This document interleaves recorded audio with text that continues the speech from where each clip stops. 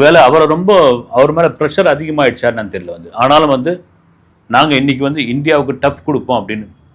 இந்தியாவும் பார்த்தீங்கன்னா நிறைய வியூகம் அமைத்துள்ளதாக ஒரு தகவல் இந்த மேட்ச் வின்னே பண்ணி ஆக வேண்டும், வேற வழியே கிடையாது, அத்தனை கோடி பேர் பார்க்குறாங்க அப்படின்னு. சரி, இந்த மேட்ச் வின் பண்ணுறவங்க தான் ஃபைனலில் நியூசிலாந்து எதிர்க்க வேண்டிய ஒரு சூழ்நிலை வரும். இதெல்லாம் மீறி இந்திய ரசிகர்களுக்கு அது கொண்டாட்டம், அந்த கிரிக்கெட் திருவிழா அப்படின்ட்டு ஸ்டார்ட் ஆகிடுச்சு.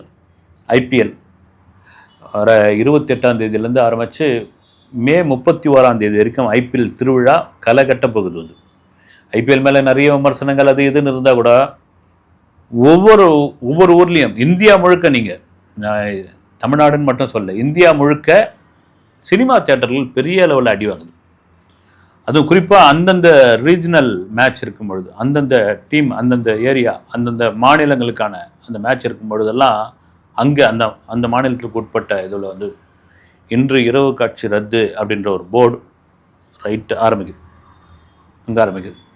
குறிப்பாக சிஎஸ்கே விஜயே சொல்லிட்டாரு, சிஎஸ்கே விசில் போடுங்க அப்படின்னு. விசில் சின்னம் விஜய்க்கு கிடச்சிருக்குது. ஒரே விசில் சத்தமாக தான் இருக்கும். அந்த விசில் சத்தத்தை ஒன்றும் கண்ட்ரோலே பண்ண முடியாது. மிக முக்கியமான மேட்ச்னா சிஎஸ்கேல போன தொடரில் என்ன ஆகி போச்சுன்னா, ஏன் இப்படி வயசானவங்கள கூப்பிட்டு பந்து விளையாட வைக்கிறீங்க நீங்கள் பாட்டுன்னு, எல்லாம் ரிட்டையர்ட் ஆகிறவங்களாம் கூப்பிட்டு குறைஞ்ச ரேட்டில் இந்த சிஎஸ்கே ஆட வச்சுக்கிட்டு இருக்காங்க. அதனால தான் அடின்னு அடி வாங்கிட்டு போனாங்க. ரெண்டாவது பார்த்தீங்கன்னா ஃபீல்டிங் படுமோசம்.